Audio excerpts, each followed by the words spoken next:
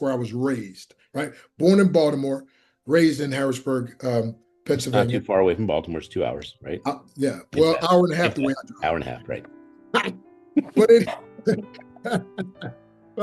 but anyway, yeah, man. So that's where we, have it's five of us all together, all boys. It was three of us primarily growing up. I had an older brother that I didn't know he was my older brother. We thought he's kind of like our cousin because he lived with my grandmama. You know what I mean? There's some families back then had that kind of. How old were you then? How would I've been then? Um, let's see, about 9, I think. Okay. So you're 9, 10. pushing the teenage soon. Okay. Yeah. Okay. Got But it. yeah, so So when did you but leave Baltimore though? 3. Well, I was 3. Ronald was 2, and Lonnie was 1. So we're all 13 months apart. Like bing, bam, boom, man. It's amazing. Yes. Um, but yeah, and and I had a nickname, by the way. And what's funny is my family from Baltimore, they still, I found out I have some, half brothers and sisters. Some people only call them half. I'm like, I don't know what else to call them. But anyway, same dad teaching you all the stuff you do. If you could do something where it's a system and you could get duplication and help other people. And so I was like, okay. And I'm reading the Bible one day, Ken, and Jesus said, I must be about my Father's business, not ministry. I'm like, whoa, what? Because I had this struggle and I was going with, okay, can I do business as a minister or so finally I found out doing business God's way is ministry. The servant is the greatest of all. So it's about serving. And when I found out, and I used to hate selling, and it wasn't selling, I should say, it was my concept, my false kind, no matter what country, what continent, what country, what class, high class, middle class, low class, no class. They all buy what they perceive to be a solution to their problem. Yes. But that's why I can tell people, I don't even sell books. I sell the transformation contained in the book only for those who want it. All right. We are with the Dr. Smiley Show. And the reason I said so loud is because Dr. Stan would only have it that way. And I made the mistake of saying Stan one time. I just want to say, Dr. Stan, you taught me that when you get that doctorate, you earn that doctorate. And I do agree. You have earned it in so many ways, spiritually, mentally, and also in friendship, by the way. You have changed my life so much because at a doctorate level, you play to actually change the mastery of someone else's life. So thank you so much for that. Well, man, thank you. And we appreciate you, bro. And thank you for the smiles you bring to the world. Thank you for the difference you're making in the marketplace and in humanity. And what I like about you, Dr. Ken, you not just, reach people, big numbers. It's like individual people, one by one. And so one of my mentors taught me that's the true essence of true success. When each individual person, you can make a difference in their lives, just like the great master himself did. So I want to thank you, appreciate you, and thanks for having me. So this show is a weird show because I've got 40,000 people on my phone and I picked 365 that I would like to have in the show, but God told me just pick 150, let them pick the other one. So when I did this crazy dream of an authorathon, I said, I'm trying to build this. And you said, how can I help? And that's a sign of a leader who's listening. That's presence. That's also contribution. It's partnership. It's collaboration. And you have these 2 books we're going to talk about later. I just want to show them off. That you've done how many books? I think we got 9 altogether. Okay. Between my wife and I. Yep. And you have a brother, Dr. Will Moreland. He just sent me his books, and I just share this from a standpoint that when you actually share who the people are that you're referring, you share the fact that all of us are working together. Wow. Even my sons have a book, and now my granddaughter has a book as well. But really, my wife is a publisher too, so that helps. And by the way, congratulations on marrying a publisher. I wish I did. Well, this is what's powerful about this, Ken. She wasn't a publisher. Yeah, I was having so many problems getting my original book, my first book. Your Breakthrough is Guaranteed: 7 Simple Steps to Your Success, where Les wrote the foreword for that one. And the publisher kept giving me problems. My wife's like, she started researching. She said, babe, we can just do this ourselves. And so long and behold, she ended up producing this. And it went over so well that people are like, man, where'd you get that? I was like, well, my wife. They said, your wife. And so anyway, make a long story short, now she's helped publish a lot of people's books. But I think that's one of the keys of people, when you love somebody and you see them having the problem, what was the old folks used to say, necessity is the mother of invention, right? And so she ended up doing that. And of course, my daughter, Dr. Christina Harris, is our proofreader. So I asked her one day, I said, baby, how does it feel to get paid by your dad and you're correcting me? You get paid to correct me. I just went to an event in Nashville, and it was an indie author children's event about learning about distribution. And I just want to say there's probably three, maybe even four type of publishers. There's Okay. there's a publisher that gets the book done, and that's most of them.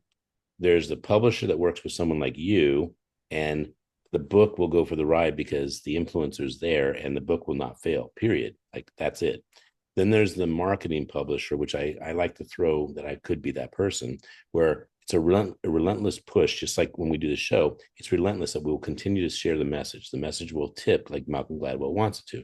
And there's the distribution side, which I'm gleaning and hoping to learn, because distribution is like snap. Dr. Stan has the right book. It needs to go in the school system, like period. And that happens. You get me? Yes. Well, I'll tell you what, whenever you come to Dallas, I'll set you up with Jeff Crilly. Has an amazing television show. He interviews business folks. And I was on the show yesterday. He's like, Doc, I just love you, man. We got to do something together. He said, by the way, I'm giving you a standing invitation anytime you want to come back. And if you know anybody interesting that you think ought to be on my show, you just give me the word and I'll get him on. So I'm telling him about Dr. Ken, Dr. Smiley. When you're in Dallas, let me know when you're coming. We'll get things set up for you, my brother, and you're taken care of. How's that? Thank you. And by the way, I can't emphasize enough. My vision of an authothon was really, it had so many open gaps of like uncertainty. And you brought so much brotherhood and so much what it is, what leaders need is that someone that says, I'm here with you. We're going to go this distance. So thank you. I edified you so many times in the show, but we're doing something that I hope addresses a big problem in the world. Like an author can do some great books, but the books don't get the light of day. They're just great books. And most books, not yours, I'm not pointing fingers anywhere, but most books are under 10. Hey, I could take a good punch. No, my point is it's not about that. It's about so many people are dealing with a book that has no penetration, no impact, no proof that it's doing anything. Like if you have less than 10 reviews, I can almost promise you the opposite is that they won't buy it. Mm. So you say, go buy my book, and they go see, and they say 7 reviews. They say, I'm not going to buy it. By the way, Stan, let's go to this restaurant. This restaurant has 2 reviews. You're like, oh my God, 2 reviews? Was it the restaurant owner and his mom? So I do these really cool restaurant masterminds where I go to different cities like Dallas, and I say, hey, let's get 15 or 20 people like Dr. Stan to come and talk about what we can do together to collaborate. And we split a bill of like, I don't know, $350, $400, and we're all paying about $30 to actually be at a table where we get 14, 15 meals, and they're all being shared.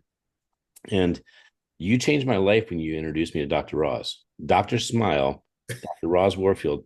Dr. Smiley, Dr. Smile. Yeah. And I got to tell you, I could almost cry on the show. Wow. That gift you gave me, Mm. like that is a rocket ship. That's a rocket ship. And Well, you bro, said, and by the that's way, a gift, but that's a gift you gave yourself because of being who you are and continuing to be faithful. You positioned yourself, right? And you served enough to where then as soon as you and I connected, I was like, oh, wait a minute. Here, this. But see, God already knew that he already had that plan. So he's like, Doc, I got you, right? yeah, And by the way, when you mentioned something about some things that I brought to the table, one of the statements that I say all the time is this, Doc, we may not have it all together, but together we have it all. And that's what I love about what you do, the power of collaboration, because we can't be so insecure that we're afraid to get together because when we do that, it's like Nadia and I, we are total opposites, but I'm super spontaneous, right? yes, I'm loud, and she is super quiet and very strategic. So now we have strategic spontaneity, right? And like for instance, she'll come like times she'll say, "Baby, just breathe, baby, just breathe." So I'm like the kite all over the place, and she like the string, just coming there, right? but you got to have those together, right? And so, by the way, that's what I always say: opposites attract. And this is not about relationships; we're just having fun. Opposites attract, but if you're not careful, here's what started happening with Nadia and I: opposites attack. And so then we had to learn this principle. And then successful opposites learn to adapt, right? So I had to realize she has strengths. Don't be intimidated by strengths that she has that I don't have. Let's leverage those. And so, and we never fought, fists, but with words. And we used to have fights like this, face to face. And then we learned to start fighting side by side. And then the real good fight now is what we do now, where it's back to back. So it's like, she's like, you look like trying to mess with my husband. I'm like, you try to touch my queen. You see what I'm saying? So, but we got to do that in business also and in life with friends, right? In our family, which my acronym for family, forget about mess. I love you. But sometimes we have an extended family because some families don't have the same blood, but sometimes they're closer and more of a real family, unfortunately, than the real family, right?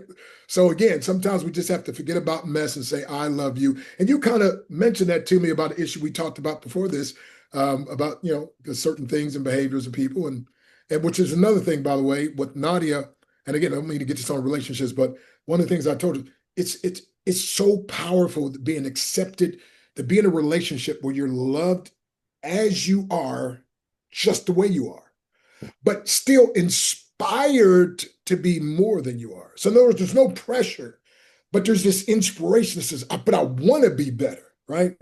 So, but knowing that you're loved just the way you are, if you never change things, but that you are inspired. And so that's another thing I love about what you do and the people that you're bringing together, because sometimes we get satisfied in ourselves and we hear of somebody else and what they're doing and what they've accomplished. Is like, it challenges us, right? It's like, whoa, well, maybe I could up my game a little bit more. So anyway, let me be quiet and turn it back to you, Doc. Well, I'm listening because you're giving real value. And I want to say I probably have about 3 things to share with that. If you're a global thinker and you want to change the world, you had brought a point to me. Where's the color? And I want to say I took that because it was not colorful enough. And it's not about getting your points of a color. It's about, are you representing humanity? Hmm. So if you're representing humanity, there is color. Right. By the way, white is a color. White is a color. Every color needs to be there.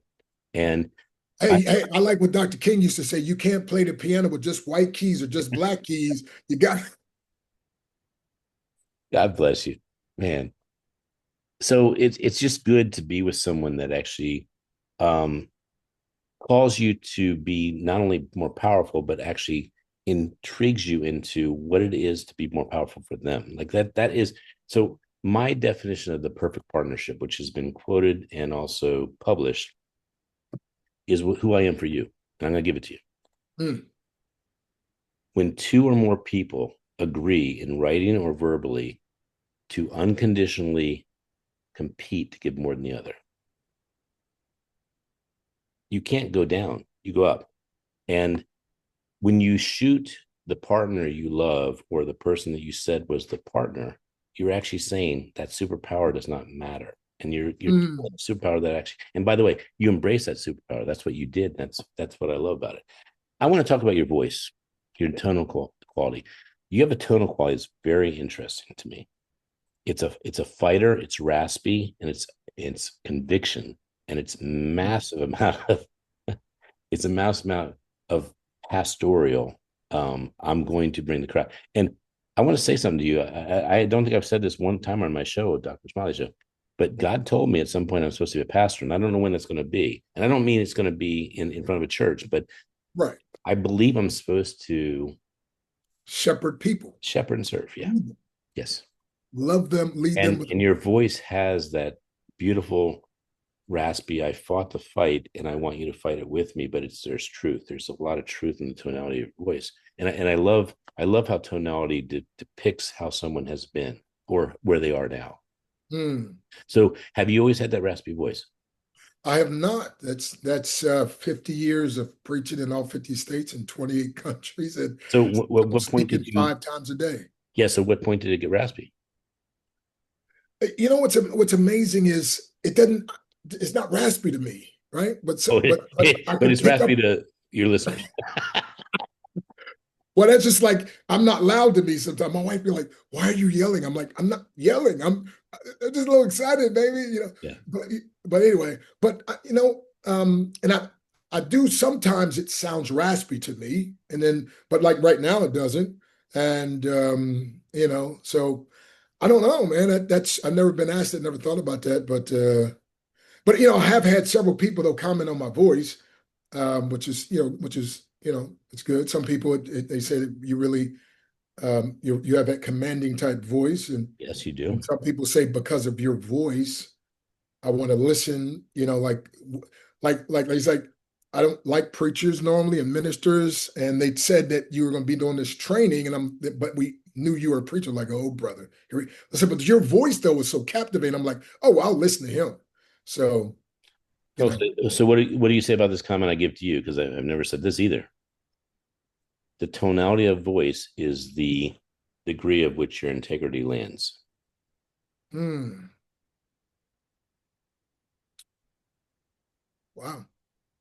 Well, I can tell you my wife has really helped a big part with the tonality. Because sometimes that tone of mine, ooh, bro. Because again, I'm a super high energy person. So, we can go 0 to 10, bro. Like, I and so know. sometimes my wife will just remind me and she's like, baby, just um, it's not what you say, it's sometimes the tone. And sometimes the tone is like a little dialed up if you just dial it down just a little bit. And of course, she's by the way, how sometimes she really gets me. She'll say, baby, she'll say, can I ask you a question without you getting upset? I'm like, well, you can now. I was like, I didn't know, but I didn't know I was getting upset. But see, to a super quiet, private, behind the person scene, sometimes this is like a little much, right? And so, yeah. So anyway, so sometimes I have to be cognizant of that, especially when I'm talking to someone who's a lot more mellow and so forth, that sometimes it can be a little much for them. Although I did learn also that when if you're too much for somebody, or if you're over the top, that just means they're not your tribe, and that's okay. They're not ready for you yet. I mean, and that's okay. And it may never happen. That's okay. The secret to life is all I have to do is find the tribe that's assigned to me. That, like Jesus said, my sheep hear my voice. I know them and they follow me. And so so some our success is oftentimes voice activated, because there's like a Jim Rohn who's very calm, but his voice, I tune into his voice, right? There's other guys that are calm like him, and to me, they're boring, right? Yes. I'm not So dialed this into. is going to go deep. I think. Well, So you started it. I did, and I own it. I own it. And by the way, you can exit. This is your show. I mean, this is your show, not my show. And I mean that seriously. This is your No, show. no, no. It's our show, because Okay, remember you I'll take be pride. I'll accept that it's our show, but I'm just telling you, it's more about you having pleasure, impact, and the purpose actually being achieved. And by the way, the word abundance is a very interesting word. Abundance means freedom. Abundance means you Yes. have everything you want. And I don't want this to be taken the wrong way, but I want you to have an abundant experience here. And also I want the people that are listening to have an abundant experience. So I think you are strong, and your voice and your tonality, but it's all truth. And my point is, this is a very interesting conversation because there's an XY, there's an X and a Y. And the X is how loud your truth is, and the Y is how much you taper it to actually hit the person that could actually grow to that level. And I got you that you're too strong for me, by the way. You're too strong. When I went loud, you will hear no show out of my 600 shows. You'll never hear 600 shows. And I said, "This is Dr. Smiley Show." I've never done that. I've never done that. But I did it for you because that's how you make me feel that I need to be with you. But it's not a bad thing. It's that you're shouting the fact you believe. You're shouting to believe I'm alive. And so I just want you to know that was and by the way, there's misconstruing a message. I one time did not use your doctorate, and you called me out, and I said, "You're right. You earned it." And I want to say this vulnerably, that was wrong. And you've earned it. And when you said I've earned it, I said, "You're right. You did." Well, and again, it's like different people, like medical doctors don't like, they like being called by the first name because if you know they're a medical doctor, then you're going to try to get, hey, I got this pain over here. Because several times people come to me, hey, well, I got this pain. I'm like, I'm not that kind of doctor, but Right. but yeah. So, but again, I think it's what people like being called. Like sometimes, Right. like I'll listen to hear what people call themselves, and that's how I refer to them. And sometimes I'll ask them, how do you like being referred or being called? But I did. I mean, I'm the guy that never thought I'd make it out of high school and end up going to college and then postgraduate. I mean, 12 years of regular school, 12 years of college, and I'm like, Do so you so know what do you know what my penance was for calling you Stan live one time? My penance was that people have called me Mr. Smiley 7 times. It's like, I'm not Mr. well, that's just so funny because my good friend, Myron, you know what I mean? So we grew up together, we were teenagers, and I used to teach him martial arts and mentor him and preaching and all kinds of stuff. And now he's the one that mentors me in business, whatever. But he's got his doctorate now. It was so funny because I was a professor at the college. He quit and we forgave him because he wouldn't made millions and helped a lot of people. But then he eventually went and then eventually got his doctorate. But he doesn't mind. He just call me Myron, right? Just call me, you know what I mean? And back then he didn't even like his name Myron. It was like what's wrong here? But anyway, so it's funny. So maybe I'll get to a stage where I'll be like, just call me Stan. You know what I mean? But right now it's like I prefer Dr. Stan. Dr. Breakthroughs, and maybe at some point we could talk about where that No, came. we're going there because your Dr. Breakthrough is my Dr. Smiley. Okay. And by the way, um, my doctor. I smile every time I think about you, or the phone rings and it's you, or I see something. I'm like, Well, you give me a lot of latitude, and I just want to say thank you for that because I'm in a world where I'm finding myself. Am I supposed to play this big? Like I keep playing bigger and bigger, and it's not scary. It's just like it's unfamiliar territory. Seriously, and you have that's the reason you're on this show is you've been a guide, you've been a shepherd, you've been a really good brother. Seriously, amazing.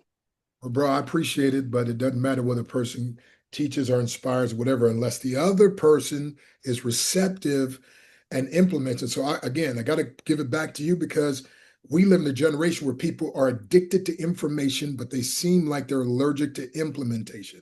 What I've noticed about you, Ken, is you find things that you can put into practice right away and that you can implement. And that's one of the things I talk about that people don't understand. That's where true success lies. It's not in the degrees that you have and what you're called or whatever. No, no, no. What the difference is, are you growing as an individual? So what I put on Facebook the other day, if you think you know me based on a year ago, let me reintroduce myself because my growth game is so strong. Matter of I love, fact, sometimes I I have to love that the reintroduce lion. myself. Is it the lion image?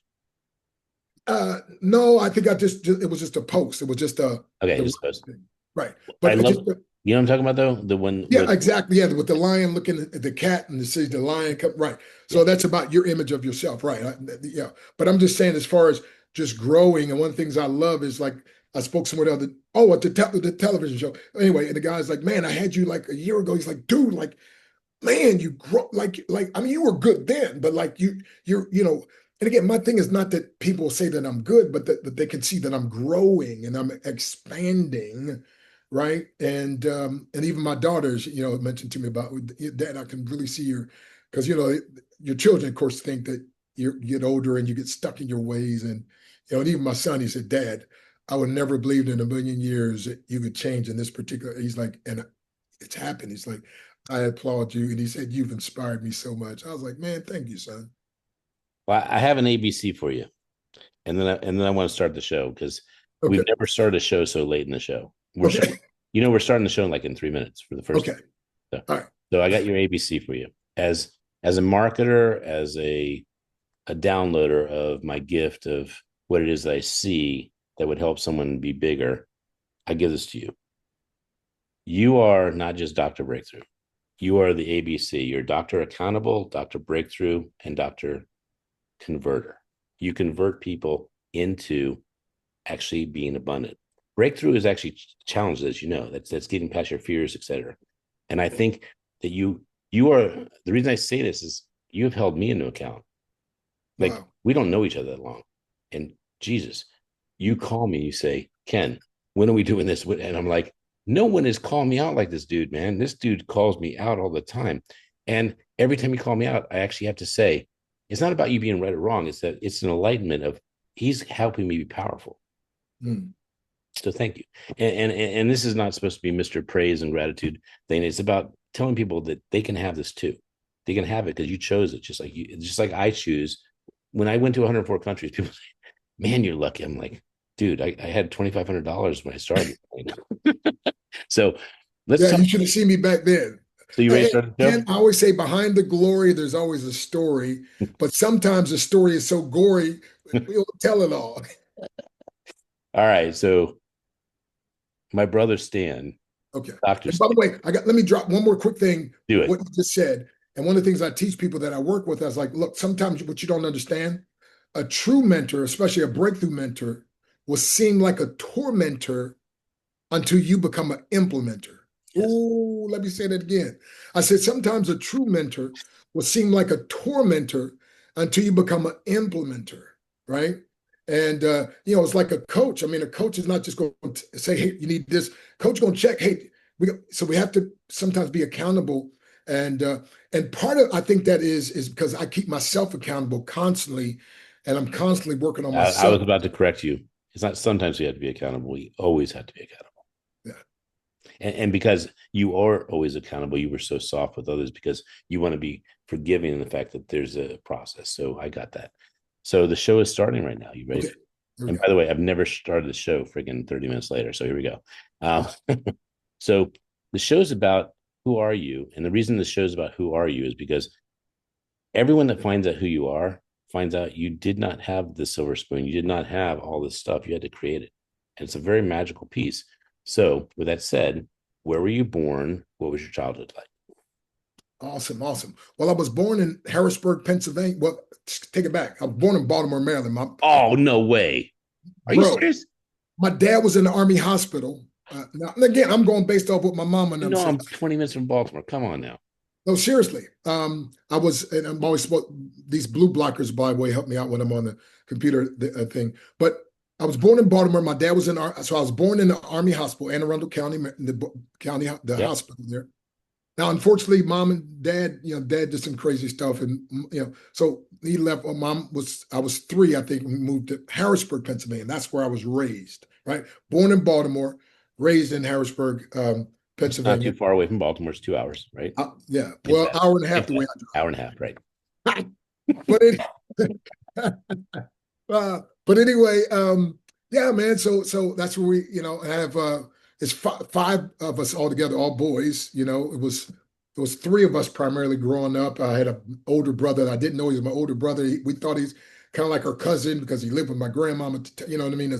Some families back then had that kind of. How old were you then? How would I've been then? Um, let's see, about nine, I think. Okay.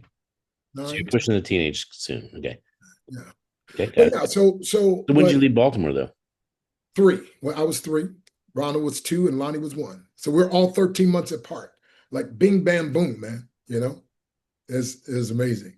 Yes. Um, but yeah, and and I had a nickname, by the way. And what's funny is my family from Baltimore, they still, I found out I have some, half brothers and sisters. Some people only call them half. I'm like, I don't know what else to call them. But anyway, same dad, different mom.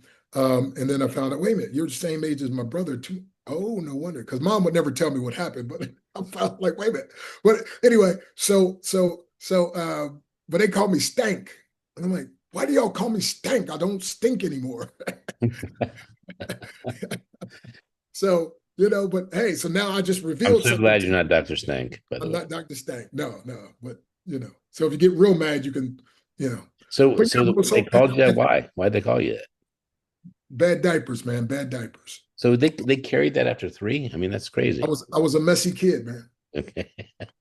No, I'm saying when I was a baby, I'm saying, Yeah, I and got it. I got it. I got it. Yeah. yeah, they just continued. Now I'm like, I'll be 65 in a couple months. By the way, 65 years wise. Anybody over 30, instead of putting old after, if you put the word wise, it'll make you feel 10 times better. So I'll be 65 years wise in just a little while.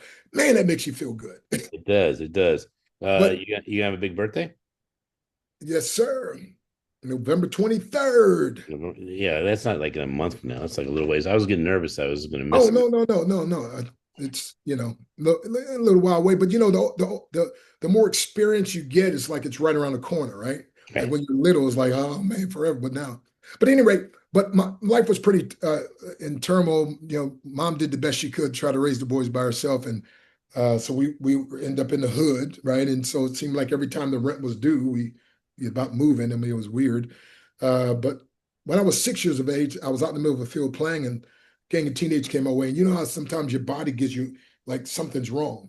And I look up and these teenagers are coming my way, and obviously they didn't have a smile on their face. And I was like, oh no, I'm in trouble. But I was captured. I just froze. And that's one thing I often teach people is, fear could capture you or you can be catapulted, because I've been chased by a dog before and I was catapulted I could have outran Usain Bolt, and I always thank God a car was close by, you could jump on. Nowadays you gotta be careful, but at any rate, and I was just a 6-year-old boy, man. They grabbed me, got punched in the stomach.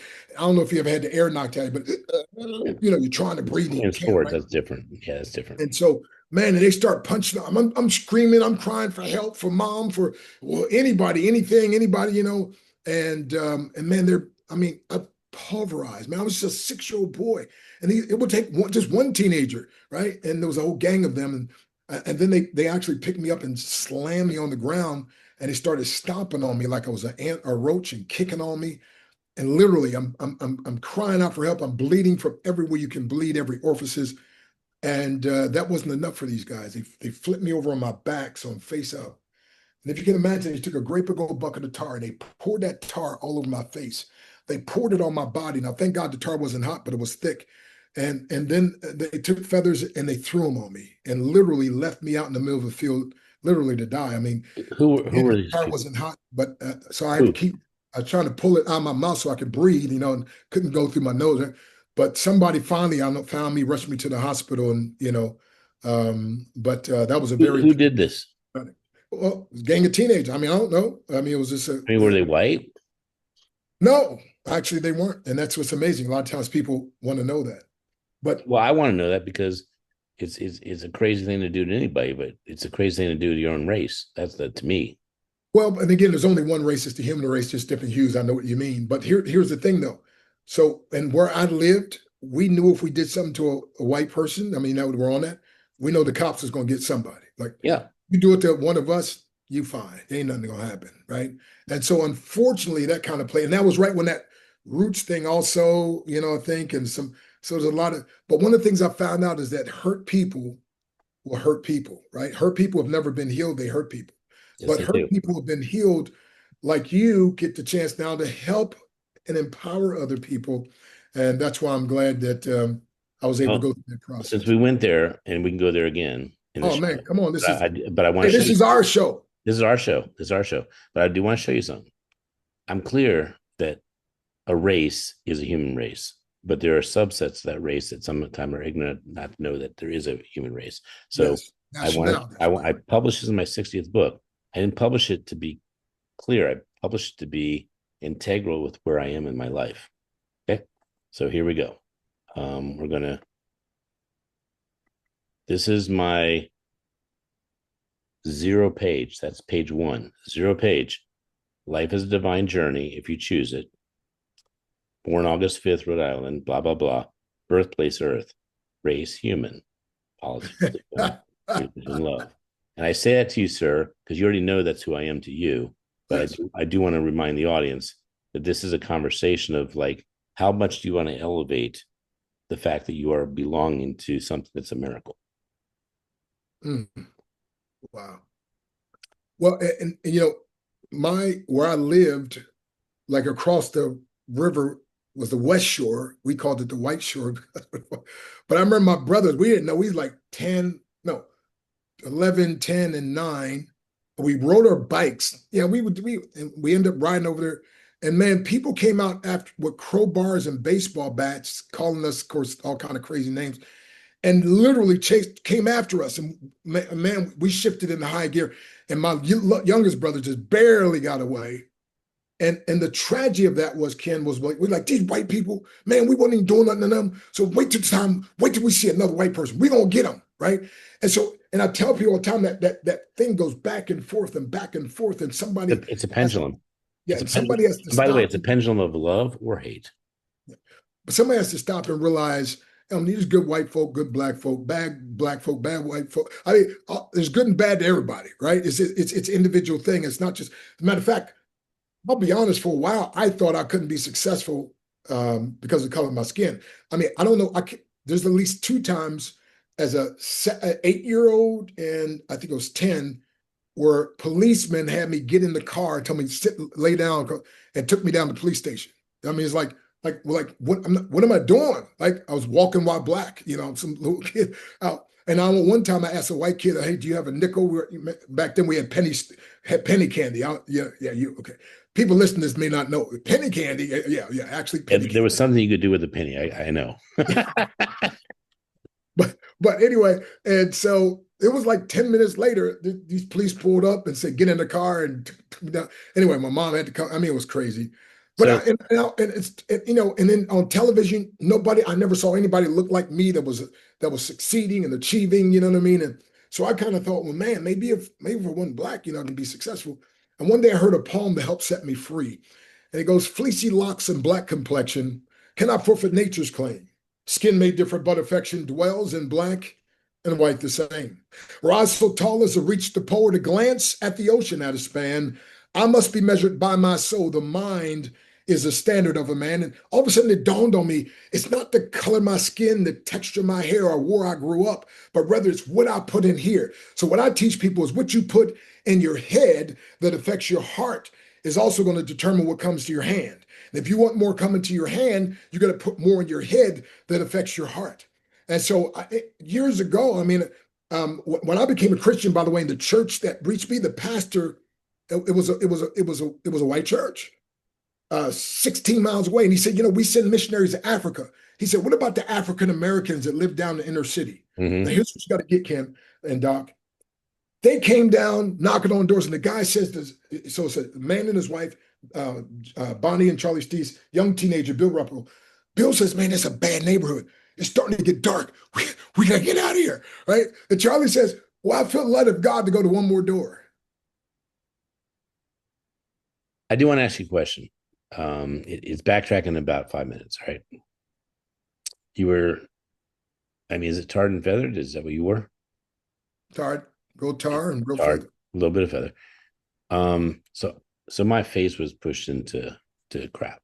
Okay, whether it was, I think it was dog crap, but I went to Germany, first place I lived. The bullies took my face and just pushed me in it. Okay, just so we're clear, we don't have the same experiences. We have different experiences, but they have us feel the same way, which is that we're nothing, right? Right.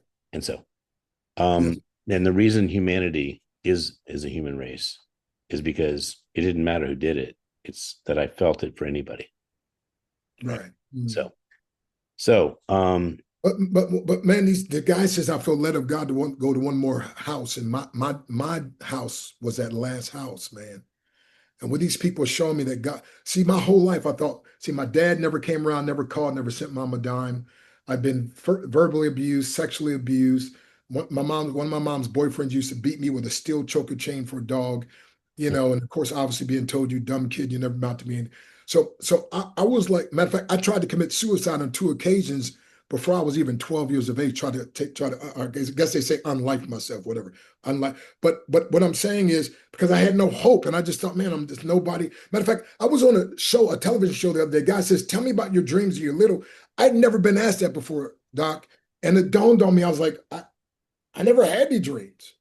I, I never had any. I never had any dreams, goals, aspirations. no, I just because want. no one ever asked you. Nobody ever asked me, and so I never thought about it. But I was like, dude, I'm like, I never had any. He's like, yeah, but did you want to be? No, dude, I didn't even want to be here, man. I was just in a state of existing for a while, and misery in a while. Which, by the way, if somebody is going through a depressed state now, listen, if you take the word depression and you just rearrange the letters, it spells I pressed on. And I need you to press on because the life I'm living now is so amazing. And I would have missed it all. I would have missed it all if I would have succeeded. And so I tell people sometimes you gotta fail. And I'm glad I failed at trying to take my life. I'm glad I failed then. But what I'm saying is, but my life was such a mess, and it was amazing that, people, like I said, that when these people were telling me that God loved me, I said, no, you don't understand. Like, nobody cares about me. And they're like, no, you don't understand. And they said something like this, Ken, and I literally, because when you're young and you've been hurt, you build this, and you probably know, you build this hard shell, right? And it's like, and of course, by then I had decided I'm gonna learn how to protect. I had a Popeye moment. And for those of you listening, the Popeye moment is I've stands all I can stands and I can't stands no more. I'm gonna learn how to fight. I'm tired of getting bullied in school every day. I'm tired of getting picked on. I'm just tired of it. And I'm like, I'm gonna get back. I'm getting back at the world. And so I gotta learn how to fight and learn this martial arts. And so my mom actually won a free month of karate lessons. And man, I went with her and they were kicking, chopping, screaming, hollering. Her free month ran out and then she started paying every month. I tell people free is good, but when you're serious, you're willing to invest a little something. Well, she kept getting better. And one day she got too good. Now, what's too good mean? My 5'1" mom got in a fight with her 6-foot boyfriend, and my mom knocked him out cold with a side snap kick to the jaw. And when I saw that dude laying on the ground, I said, man, whatever you do, don't mess with my mama. My mama's bad, man. And it dawned on me, this karate stuff, I don't know what it is, but this is what I'm going to learn, man. And so I got started, and man, and I got good because I started working out 4 hours every day. I was committed to it. And then these people now, and my goal was to find the guys that beat me so I could beat them up and then to beat everybody up that had ever picked on me. And then this guy is telling me, if you'd have been the only person in the world, that God would have still sent his son just for you. I was like, man, you can't mean that. And they're like, yes, we do. And so anyway, make a long story short, they wanted me to come to church, right? So I go to church and Ken, we have these jaded experiences. And so God's allowed me to have so many varied experiences that I can't have the thoughts like a lot of other people have, and thoughts that I used to have I had to get rid of. But I never forget them. So they bring me to church, and again, church is 99% white, and I'm sitting there like, what am I doing here, right? And by the way, you remember the name Charlie Tremendous Jones? Life is Tremendous, right? Yeah, I And do. yeah, so he was one of my first original mentors. They took me to a Youth for Christ meeting. There's 700 people there. Out of 700 people, 699 look like you. I'm the only one look like me. And I'm sitting there, I'm a teenager. I'm like, I got to get out of here. This is crazy. And all of a sudden, some guy's like, hey, he's like, hey, who are you? And you know how you, especially when you're a teenager, you're looking like me. Yeah, you. I'm like, Stan Harris. Stan Harris. I mean, this is how loud he is. Stan Harris, oh my goodness. And he tells this guy, hey, Stan Harris is here. This is the guy. He went on for it seemed like 2 or 3 minutes. Maybe probably was only 40 or 50 seconds. But by the time he was done, I felt like $1,000,000. And I'm like, I'm not going anywhere. I'm staying here, man. And this guy made me feel so at home. I didn't know that's the guy that was going to be the speaker, right? And Hmm. so he gets up to speak, right? But it ended up being Charlie Tremendous Jones. And so I would go down to his bookstore. But I get this story real quick and I'll get back to you. So the pastor, I'm sitting in church, he's in the front row, and he says, young man, I've been gone like 2 months maybe. And he said, young man, come up here for a minute. And I was like, I remember, preacher, I didn't do it, man. I was like, my life has changed. He said, no, you're not in trouble. He said, come on up. And Ken, this guy puts his arm around me and he starts crying. Hmm. I never, my mother's the only one I seen cry for me, right? And when she did that, by the way, I just got kicked out of school. And when she did that, I said, I will never get in trouble in school again. The only person that does love me, how could I break her heart? I will never, ever. And of course, I ended up graduating top of my class in high school, top of the class in college, dean's list, who's who and all that, and became a professor and all that. And many years later, she's like, son, you're such an amazing man. I was speaking to her. She's like, I'm honored to know a man of your stature. I was like, Mom, I was like, what are you talking about? You're just getting the rewards, the harvest from the seed that you sowed. And she's like, what are you talking about?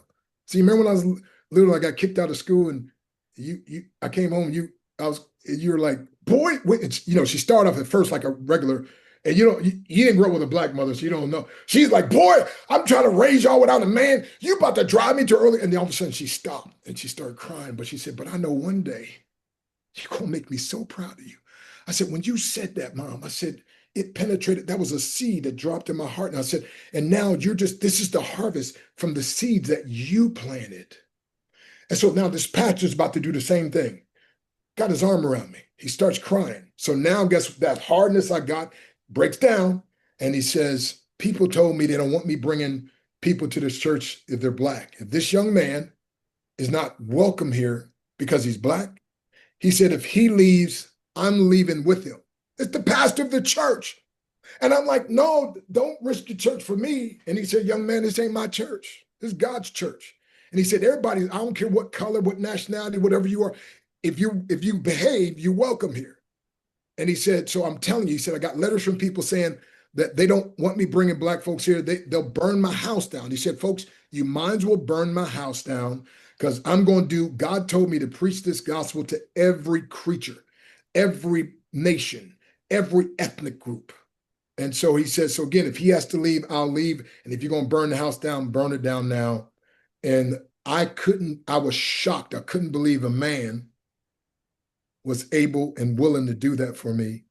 And the bus that used to pick me up, Ken, I would tell them 2 blocks away, drop me off because I didn't want people to see me getting off the bus with a bunch of white folk. After that, I'm like, drop me off at my house. I don't care. Pick me up in my house. You see what I'm saying? But the act of this man, so that's what I'm saying. When we keep doing these things, these prejudice comes from 2 words, pre and then judgos, judging before the facts are in. So sometimes we can judge this guy's black, he's lazy or no good. But sometimes we can judge, well, this guy's white, he don't really like me. You don't know. You got to talk to people. You got to connect. And that's what I love, that you've mastered the ability, in my estimation, of connecting with people where they are and just getting to know people without the prejudging and so forth, and just getting to know them. But that story, that man changed everything as far as the white and black thing in my mind, right? And from then on, I was like,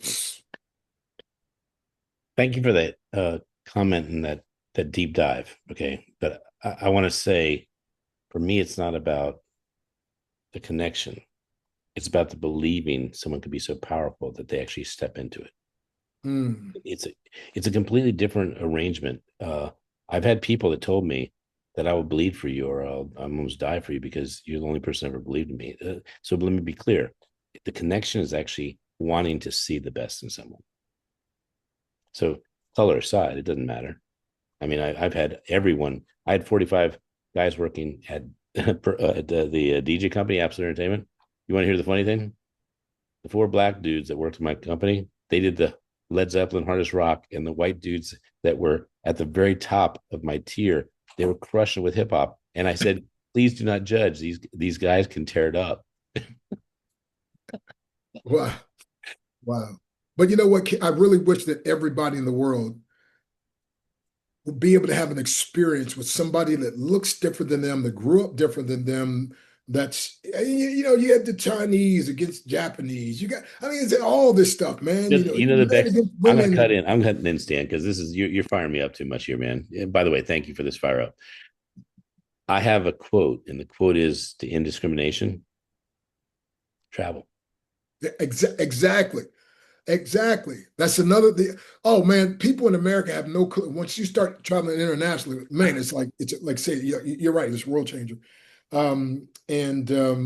Anyway, but and by the way, to acknowledge you, from a person who I had never met until a year ago, tops. I mean, tops. And we've been on this journey, which I would say is very parallel. And I have a quote that I'm just going to share in my book that I just literally released. And we're going to talk about your books in a second. But this quote is about you. Is the bigger you play, the smaller the world becomes.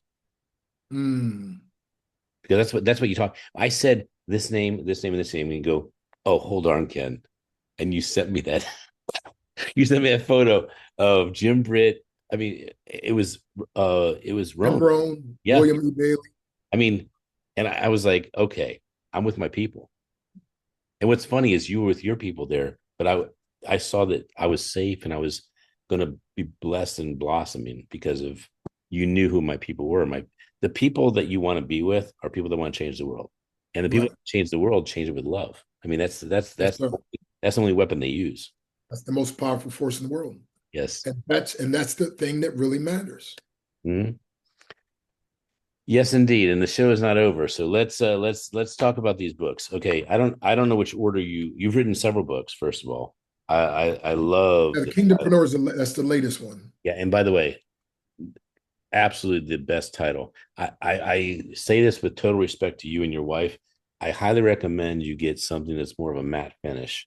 Your book is too classy, too important that a matte finish has that silk and it doesn't cost any more. So I just want to tell you, this book does this thing all the time when you have light, and you can you can have this finish. This is not even my book, just so we're clear. It's not even my book. That's called a matte finish, and Amazon gives that choice. So anyway, But bro, I don't have to shine. But anyway, no, I know what you if mean. you weren't an author, we wouldn't have done the authothon. So the point is, you stepped into downloading your heart and your mind and your spirit. And so this, when I got this book, thank you for sending it to me. I was so impressed with the title, because the title actually in the image of who you are is that you're a stand for this. So let's talk about this book first and go backwards. Okay, awesome, man. So yeah, Kingdompreneur, the art of doing business God's way with God's blessings. So my story is crazy from I did an interview the other day, and the way the lady put it, I was like, I need to borrow that one.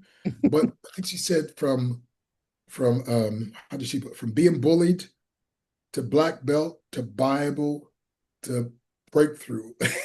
It's like, but anyway, but as a minister, um, I started using the martial arts because that's when I had mastered that, right?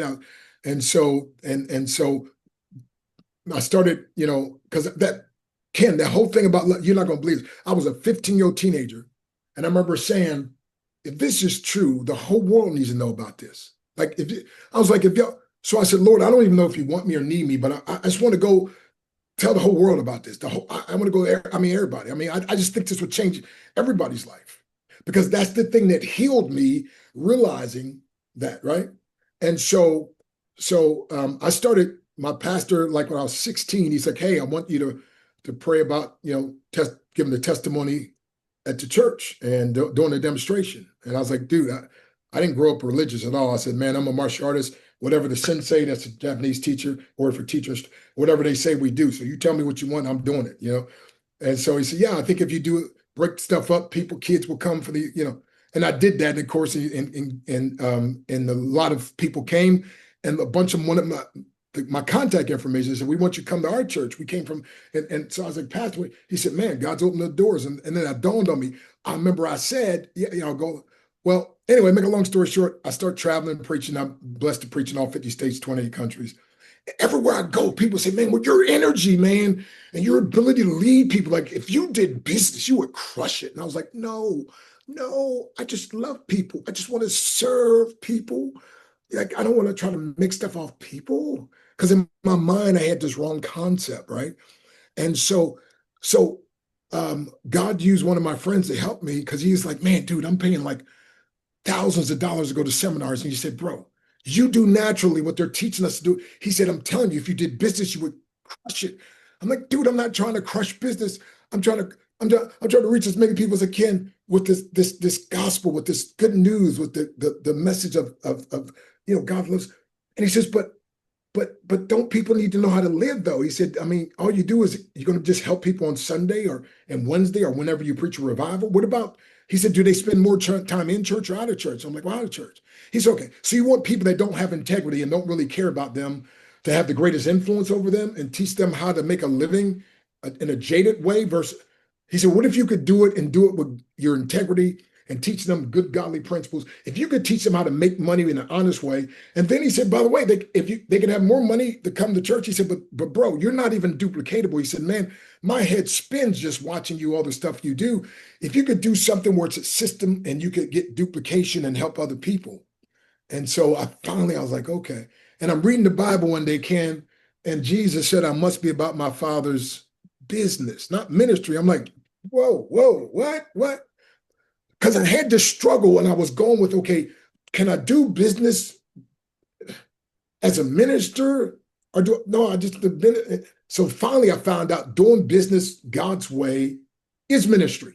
The servant is the greatest of all. So it's about serving. And when I found out, and I used to hate selling, and it wasn't selling, I should say, it was my false concept of selling, like most people have. Right. And I even had a pastor that kind of was jaded against it. And so he, back then it was like, if he again it, I'm again it, right? He older, he wiser, you know what I mean? So, and all that stuff had to be broken off my mind, right? And so that's when I got the breakthrough. And I was like, but again, because of a minister, I'm like, well, entrepreneur seems like it's based on how sharp you are, how networked and how wise you are, and all that, and how sharp and smart. But in the kingdom is different. It's how surrendered you are.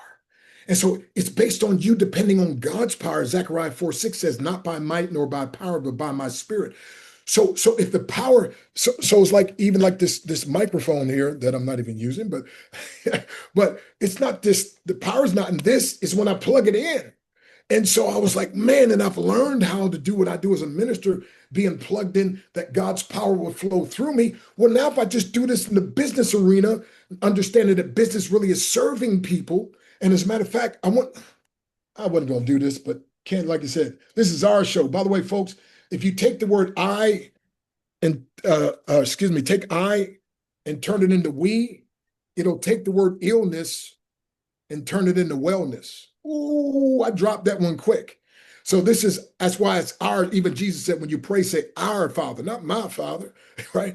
So again, I want you to get something to write on, something to write with. I'm going to do it with you. And just write the word service, Servivice.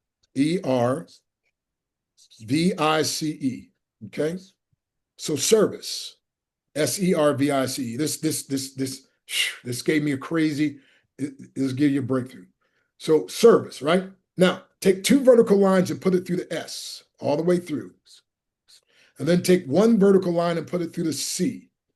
And now you see that service is the dollar and cents of everything that we do. So instead of doing service at the expense of people or business at the expense of people, I termed the coin kingdompreneur. We do service not at the expense, but at the service of people, so that the more I serve and the higher level I serve, Jesus said the servant is the greatest of all. So the more I serve, the more impact I can have, the more influence I can have, and then the more income I can have as a byproduct.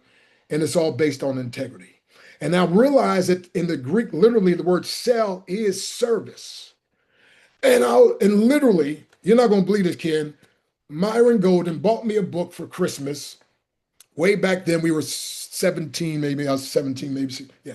And I got mad at him because before I got this understanding, he's always saying, man, you're the greatest salesman I've ever seen in my life. I said, no, I don't sell. He said, no, dude, I'm telling you, you got great influence. Here you are, a teenager, man. Like half the church is here because you got them to come. Like who does that? It's like, dude, you have something you don't understand. And so anyway, so he bought me this gift and I opened it up and there's a book by Og Mandino, the greatest salesman in the world. Doc, you're not going to believe this. I got mad at him. I'm like, man, we have all these conversations. I don't want no selling. I don't care about no selling. You do that. You're great at it. And man, bro, I love you and I'm for you, man. You got that brilliant mind when you can do both Bible and business. Me, I'm sticking to the Bible, sticking to, and again, it's before I understood this. Mm-hmm. But anyway, that book sat on my shelf for 2 years. And this is why I'm big on books and I love what you do, helping authors get their books out. And listen, the book sat on my shelf for 2 years. And finally one day is like, look, the guy he gave it to you as a gift. Just read it. Oh my goodness. Why did I read that book? I'm on my way to get on this airplane to speak somewhere. Usually I take my family a big old motorhome, but it was a quick trip. And the lady next to me, we were talking, and so I said, we're done talking. I said, okay, let me read this book. And I start reading, I get to chapter 2 and I break down. Uncontrollably break down. And it dawned on me, I've been wrong oh my goodness. And I've been so like judgmental of people that was just trying to help me and try to open my eyes. And one of the things he said is, I greet you with love in my heart, but because I love me, I love you. And so I'm going to do a deal with the greatest. And I'm sure like, what? And that's when this really dawned on me. And so this lady's like, she's like, are you okay? I was like, yes, man, but I've been wrong. I was like, and here's what I want your listeners to get. And if you're watching, the thing that I fought against the most in a righteous indignation quote unquote, was the very thing that ended up being one of the greatest financial breakthroughs of my life, the thing that I was fighting against. And so I say to you, and if you get this in July, one of my acronyms for July is just unleash limitations and yield. Just unleash limitations. See, I used to fight for my limitations, kid. I'm just a poor boy from the ghetto, didn't have a dad, blah, blah, blah, blah, blah, blah, blah, blah. And one day it dawned on me, man, if I keep fighting for my limitations, God might let me keep them. Why am I fighting for the thing that's fighting against my success? Okay, let me say it. Back up. Let me say it again. I said, why am I fighting for the thing that's fighting against my success? I should be fighting for my success and fighting against anything that tries to hinder my success. So when I do a demonstration, I put on a board limiting beliefs. And I show that right in the middle of the word beliefs is a 3-letter word, a lie. So whenever it's the lies that we believe in, we live a very limiting lifestyle, make limiting income, have limited relationships, limited, and we serve a limitless God. And so I learned to exchange my limiting beliefs for God's limitless beliefs and everything. But this thing hit me and changed my life. And there's a scripture, because again, my Bible, that's the thing that, again, in the way I grew up. So Proverbs 11:26. Now this is what's crazy. I read that I don't know how many times, and I never picked this up. But this time I read it, and my eye, the scales was gone though. You know how, like, if you have a pair of sunglasses on, this, by the way, that's like with prejudice and judgment being. Everything you look at is jaded. If these are dark glasses, everything I look, so I'm not really seeing it at, And so Proverbs 11:26 says this: He that withholdeth the corn, the people shall curse him, but blessing shall be upon the head of him that selleth it. Not giveth it away like I thought, selleth it. And I'm like sell was a 4-letter word, a dirty 4-letter word. And I was like, and so Solomon, the richest, wisest man in the world, said, when you have something that corn was a staple, something people had to have. And if you withhold, if you keep back what they got to have, they'll curse you. But if you sell it to them, they bless you. And I'm like, and the thing I want is to be blessed. And the Bible's telling me I got to do this thing that I've been against. And I even preached against it for a while on my stupidity, in my unlearned state, in my ignorance, right? Which I had to go back and repent. And then I realized this, and I'm done. Solomon, the wisest man in the world, says, I have now this was hard for a guy like me.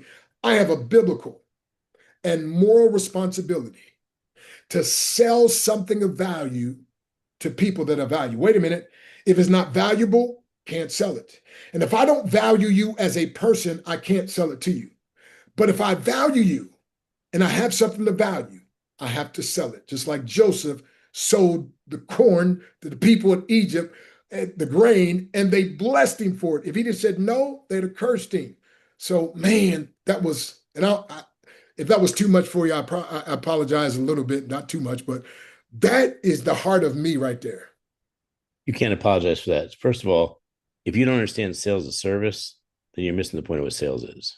And by the way, I don't know what the acronym is, but it's something like service, absolute, leadership, earnest, and support. Like that's something like that, right? And I want to say your service piece is really amazing. I had a couple notes, and of course, me listening so long, I lost some of my train of thought here. But I want to go back. Charlie Jones. Charlie Jones said, "You'll be the same you are today as you are 5 years from now, except for the books you read and the people you meet." And by the way, in this day and age of internet and social media, I would argue it's more like 5 months or even potentially 5 weeks. I mean, it's crazy how much you can grow. You caused the Authorthon to turn into a mega machine because the idea was because I can't do what I do without you, and okay. Sometimes you can't, you know what I mean? But yeah, but I thank you for it. But yeah, I got to give. It is collaboration. You are right, and I do want to say that sales is a misunderstood, misused, bastardized word because so many people think they're being sold to, and no one wants to be sold to. But sales is really supposed to be. I mean, if you look at tip, for instance, I love being sold to. I'll tell you that in a minute. But go ahead. I know what you mean. Okay. Most people resist. Yes, exactly. Someone loves being sold to because they're listening for value, and I get what you're saying. But most people don't understand that sales is actually service, and it's service for relation. Exactly. It's a long-term relationship forever. I gave you a solution to your problem, and I will give you solutions for all your problems forever. I won't even sell you, like, period. I won't sell you. I will recommend you. And then the last thing I want to share with you, which came up to me, is your bully to breakthrough to biblical business building. And business building means that you are building a business that's abundant, that causes you freedom, but more importantly, it allows you to finally be philanthropic, to change the world. Because anyone who has more money than they need needs to look at, where did it come from? I just saw a Dunkin' Donuts ad yesterday. They gave something like 125 scholarships for $2,500 each. No, not big money, but there were 125 families that were affected in Baltimore. Wow. That's what I like.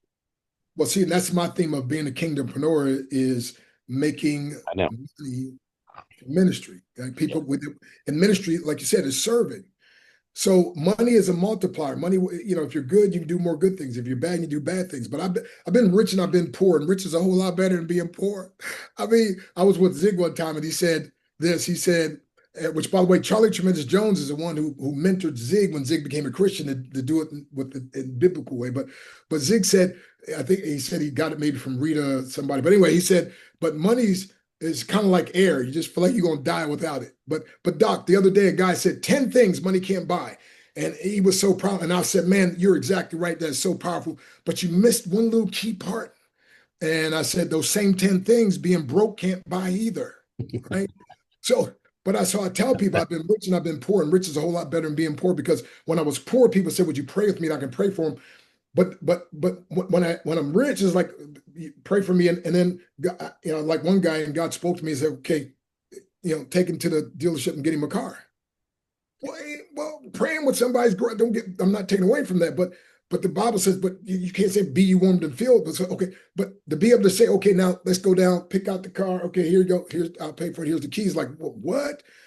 That is an impact. Is all that's it's just amazing to hear. The church says, hey, we have this need. And you're like, Pastor, what was it? Okay, I'll take care of it. Don't my objective is to empower so many people that have that kind of heart that, like you said, we can do those kind of things, you know what I mean, to help, to be a problem solver and to be a solution provider. And so, by the way, every day I say this to myself, two things. Number one, I say money flows freely and frequently from expected and unexpected sources in exchange for the value that I consistently bring to the marketplace. See, I used to block, and again, I used to block that because in the Danish word deserve, D means from, serve, service, from service. So whenever you provide service, you now deserve to get paid. And when you feel like and understand you deserve to get paid, you now become like a magnet. But see, I didn't feel like that. And so I was repelling. Money was trying to come my way and I was repelling it. And then I had to realize, no, if I'm bringing value to the marketplace, I deserve now. So now I'm expecting it and I'm actually calling it in. And then I do trainings now, and I train people on this. This one phrase alone will change everything for you if you where I am and you have that struggle. And because I did a whole training on the art of selling without selling, Bruce Lee and Enter the Dragon, the art of fighting without fighting. Well, the art of selling without selling, or how to sell without being a sellout. And so one of the things I say is this: people love, and I still say this every day, people love to buy from me. And they love to be sold by me. Now, mind you, I used to teach people love to buy and hate to be sold, because that's what I heard people say. And I got thinking about it. I'm like, no, that ain't right. So let me put a caveat. The right kind of people love to buy from me, and the right kind of people love to be sold by me, because I only sell them what they want or need at a price agreeable unto them and with customer service that exceeds their wildest expectation. Let me say that again. I'm telling you, that's $1 million concept for somebody if you get it. People love, the right kind of people love to buy. So if you don't want to buy from me, you ain't not the right kind of person. And that's okay I'm okay with it. You okay, right? And by the way, the Bible says you have not because you asked not. That'll never apply to me. I'm going to ask. Tell me yes, tell me no, tell me something, I got to go. And if the answer is no, fine. You save both of us time. Anyway, so watch this, my friend. People, the right kind of people, the caveat, the right kind of people love to buy from me. And the right kind of people love to be sold by me. You ought to put your name there because I only sell them. Again, I only sell them what they want or need at a price agreeable to them and with customer service that exceeds their expectation. I was working with a home-based business, and so I was one of the top earners, broken the company records, and so the owner would fly me and him on a corporate jet, and we would speak all over. And so he had this new book called Guaranteed Prospects. So he would speak and say, everybody's got to get my book on Guaranteed Prospects, except for the guy who's about to speak now. He said, now this guy, I don't know how he does it. He can sell ice to an Eskimo. He said, the guy, he can recruit people at will. I would get up to speak and I would say, Mr. Jackson, thank you for your kind words, but I don't think Eskimos need ice. However, if they want to buy it, I want them to get it from me before they get it for you because I'm going to give better. But anyway, I said, and I can't sell people at will. What I do is I watch real well and I listen. And when people talk about their problems and their struggles, and when I see the struggles, I simply provide my product, service, system, book, whatever, in light of its problem solving capabilities. So I'm not really a salesperson per se, although that's what it is. I'm really more of a problem solver and a solution provider. However, when I help solve problems and provide solutions, I now deserve to get paid. And so I get paid and I deserve to get paid, and we're all happy. And that is the essence of what sales was probably supposed to be by Agmendino. Because Agmendino is about that. I mean, that's what it was. Find the problem, solve the problem, and be committed to being that person of integrity. Period. It doesn't, the number one thing people buy, no matter what country, what continent, what country, what class, high class, middle class, low class, no class, they all buy what they perceive to be a solution to their problem. Yes. And that's why I can tell people, I don't even sell books. I sell the transformation contained in the book only for those who want it, right? So that's the key. Is we have to have people to understand that. So my newest book, again, mental self-defense, or what I call MMA, mental martial arts, because again, as a child, I got beaten, tarred, and feathered by a teenage gang. But as I got older, Ken, I found out what those guys did to the outside, those bullies. It wasn't as bad affecting me as what my own mind, the bullies in my mind, the bullies of doubt and low esteem and second guessing yourself. And anyway, so my newest book is How to Beat the 7 Enemies of Your Mind, because mindset will hinder or help skill set. Your skill set, your mindset's going to be like a governor that even though like a truck or a car could go 150 miles an hour, the governor says you're not going past 80, right? It don't matter how much you step on the gas. And that's what's happening with a lot of people. And so I'm actually going to be, I got a whole program put together. I'm going to be teaching people, not just from the book, but I got a whole series and system that I'll show people how to get their black belt in what I call mental martial arts or mental self-defense, learning how to defend your greatest opponent, which is your undisciplined or subconscious mind, and literally going beyond that to turning your greatest enemy into your greatest asset and ally. The old African proverb said, if there's no enemy within, the enemy without can do you no harm. In the martial arts, which, by the way, I was honored to be, I retired as a heavyweight champion with Karate World Rating System, and I was voted into the Black Belt Hall of Fame. And out of, was 8.2 billion, there's less than 200 of us that have attained the 10th degree black belt level. And by the way, when I started, I didn't even know it was 10th degree. And just for you watching, when I started, they laughed at me. They called me Mr. Baboon. But I was so hurt and so focused on becoming, and I said, laugh now, because one day I'll whoop all y'all. That wasn't the right attitude, but it did come true. By the way, before my instructor died, Grandmaster Walter Dobson, he said, when I die, Dr. Stan Harris, we call him Dr. Breakthrough, he's not just inheriting my belt, but he inherits this whole system, and he's the chosen one that will carry my legacy on. That was one of my greatest honors to have that, because again, it was the martial arts that kept me out of trouble, by the way, because they said, we can't teach you self-defense until we first teach you self-discipline. If we teach you self-defense, you'll be like an uncontrollable weapon. You'll harm yourself and others. I was like, I don't care what this self-discipline, I want to learn self-defense so bad. Whatever I got to learn, I'll learn it. But the self-discipline is what changed my life forever. And I'm telling you, we live in a generation where people, they're not understanding. 100%. They're given into the thoughts of their mind instead of taking control of the thoughts of their mind. And so again, I found out what those boys did, tar and feather me. That was very tragic and damaging, but not as damaging as my own negative thoughts. And again, if you come up with a good, empowering, like your son, man's got a great advantage over a lot of people. If you come up with a good, empowering environment, it's different. Now, by the way, B.F. Skinner was half right and half wrong. He said you are a product of your environment. Half right, half wrong. I say you're a product of the environment of your mind. Because Adam and Eve came up in a perfect environment and did wrong, right? I have folks that come up in a crazy bad environment and do right. Like it comes down to individual choices, right? So I put it this way. I decided instead of being a product of my environment, the hood, the bad place I came from, to be a product of my empowerment. So to empower my mind so that it reprograms to success. And that's another thing what you're doing with helping authors, my friend, because when you can sit down with a book anywhere. And by the way, it used to be against the law for black folks to read and write. And I'm telling you, Frederick Douglass, his the master Baltimore. was teaching Baltimore. him how to read and write. And he said, you can't do that. You'll unfit him from ever being a slave. See, if a slave learn how to read and write, they'll never be satisfied with being a slave again. Well, Robert Kiyosaki, which had the honor of, we co-authored a big anthology with a bunch of us. He was one of them. But he said this, but just like, and that was wicked and wrong back then. He said, but today there's an unwritten law against teaching people about financial literacy because they want you to be slaves to the system.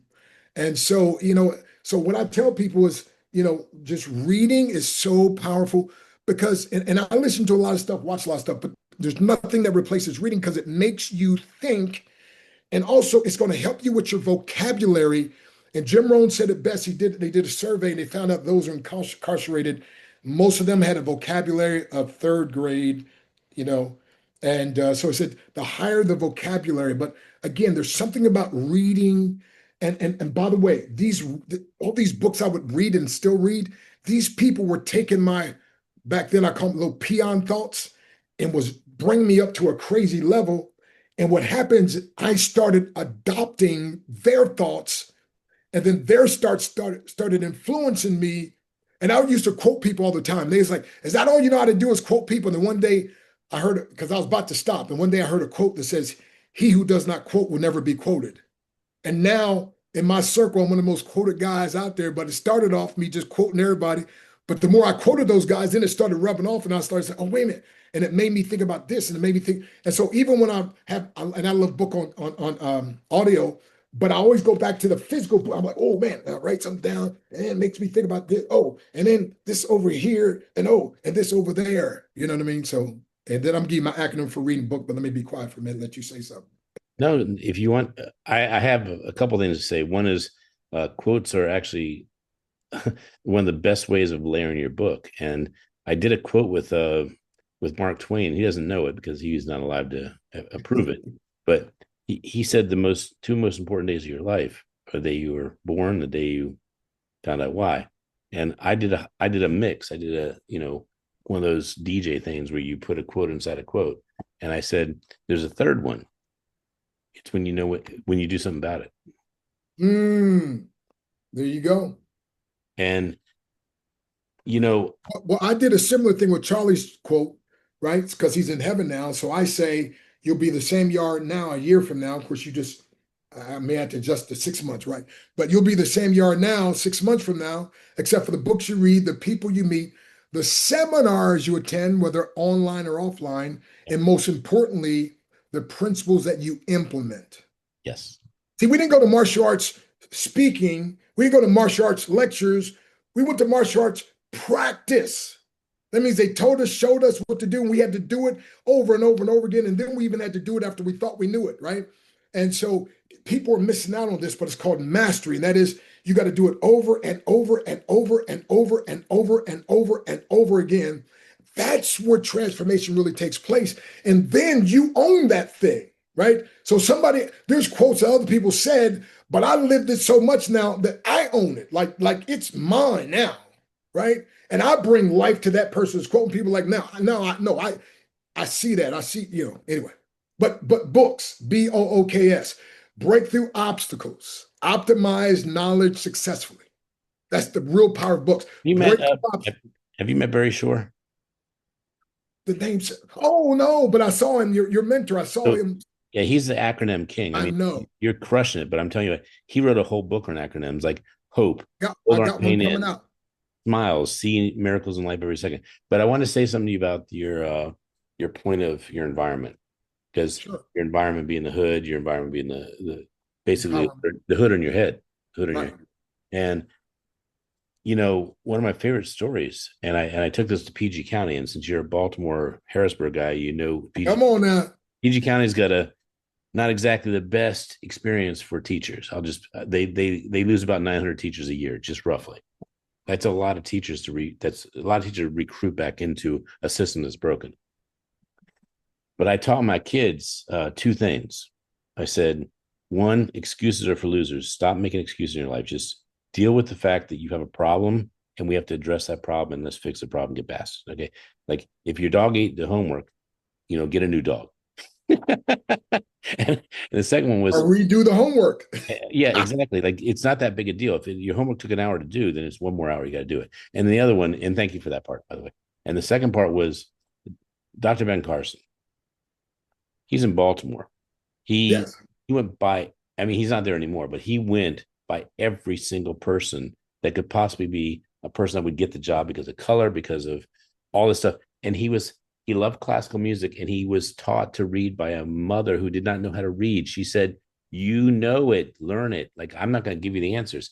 And I was privileged to not only meet that man, but that he wrote a foreword to one of the books that we published. Wow. And he has his hand around my shoulder, and you can't make that happen. Wow. That's a big deal. And then Dr. Freeman A. Herbowski III, same thing. Those two men, I don't care, white, black, yellow, whatever. Those two men I have so much regard for because they overcame what is almost considered impossible by most people. Well, Booker T. Washington said it best. He said, true success should not be based on what one has accomplished, but rather the obstacles they had to overcome to accomplish it.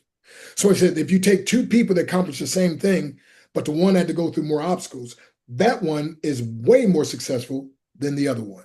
And I don't know what the biblical quote would be, but the person who gives $20 who has a million versus the person who gives $20 who only has $20, that's a big sacrifice. Exactly. Like that woman that gave one mite, and Jesus said she has put more in, because she came for the last. She put more in than anybody else, right?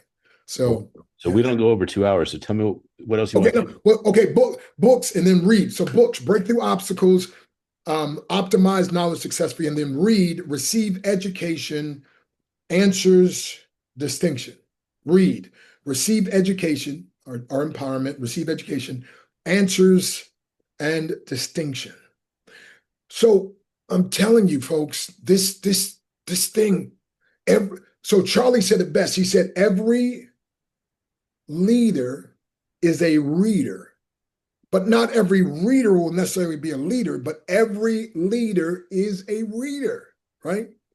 But I am telling you, if you read enough, you can't help but eventually be a leader in some area because you're gonna know some things. And we got to get back. People don't think these days; they just think that they think, right? And books is one of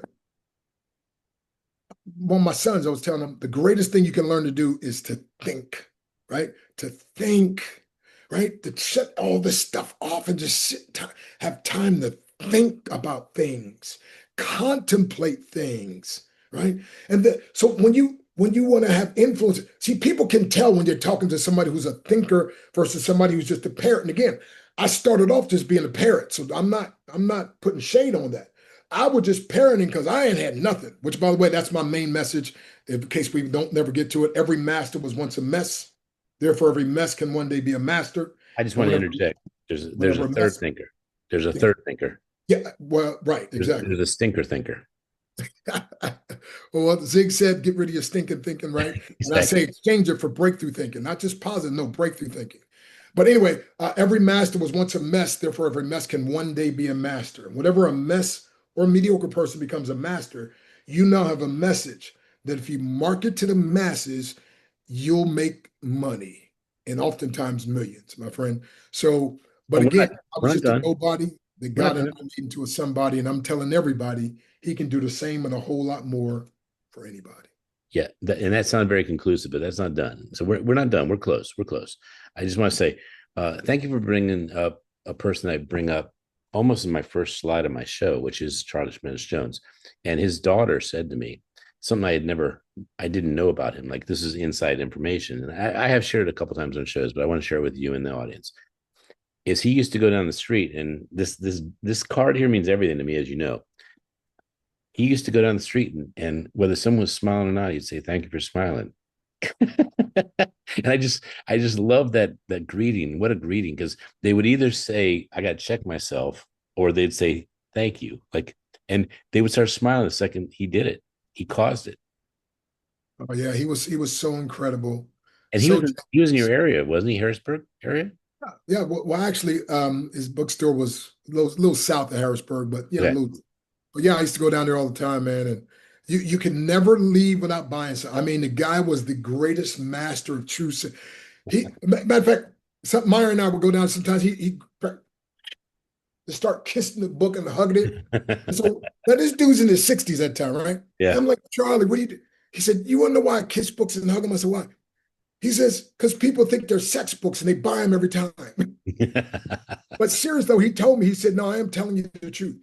If you stand up in front of a crowd and kiss and hug the book, he said, because people again buy on emotion and use logic. He said, emotionally, there's a connection.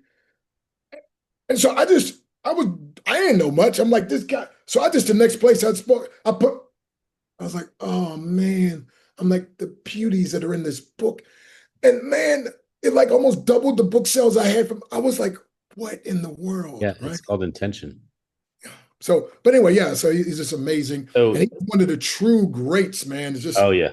And oh I'm my, glad we both are recognizing someone that actually is so powerful even when they're gone. I mean, it's great. I want to acknowledge your wife. So first of all, you sent me this book, and I want to give like 3 minutes of some dialogue. okay, But please.